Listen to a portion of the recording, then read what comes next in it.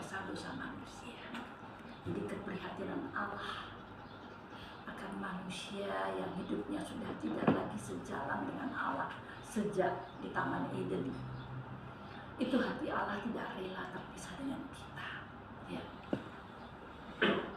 Jadi gereja sebenarnya membawa, seluruh gereja didominasi itu membawa pesan bahwa bagaimana setiap orang yang sudah percaya mereka ditebus, mereka menjadi milik Allah. Tapi bukan sekedar hanya menjadi milik Allah, tetapi sungguh keberadaan mereka, hubungan mereka, relasi mereka, lalu keberadaan sifat manusia yang berdosa itu diubah. Jadi itu sebenarnya kekristenan. Jadi seluruh gereja itu tidak lepas dari apa yang Injil inginkan. Bapak Ibu terkasih. Jadi kita harus menyadari bahwa tidak cukup kita hanya sebagai beragama, tapi mari kita lebih maju lagi, ya. Ada yang ditulis di dalam Efesus 4 ayat 22 dan 23. Ya, saya bacakan. Efesus 4 ayat 22 dan 23, yaitu bahwa kamu berhubung dengan kehidupan kamu yang dahulu harus menanggalkan manusia lama yang menemui kebinasaan oleh nafsu yang menyesatkan.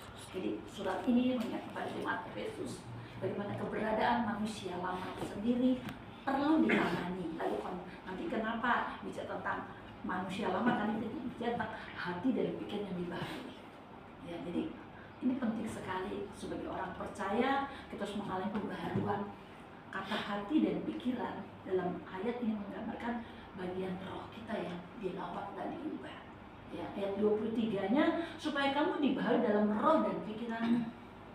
Berarti pikiran yang dibaharui dan roh yang dibaharui tadi adalah di mana unsurnya yang waktu kita menerima rohnya bersama firman dan Roh Kudus. Setiap orang sudah termeterai, kita semua dimeteraikan Roh Kudus. Jadi sudah memiliki hak untuk hidup bersama dengan Allah, untuk diubah, untuk bisa selaras pikiran dan pikiran Allah. Kenapa kita diubah? Supaya kita bisa selaras dengan pikiran Allah. Karena kita tidak akan bisa dapat berjalan dan menyenangkan hati Allah. Kita lalu menyenangkan hati tadi, kita tidak akan bisa kalau kita tidak dibaharui dulu.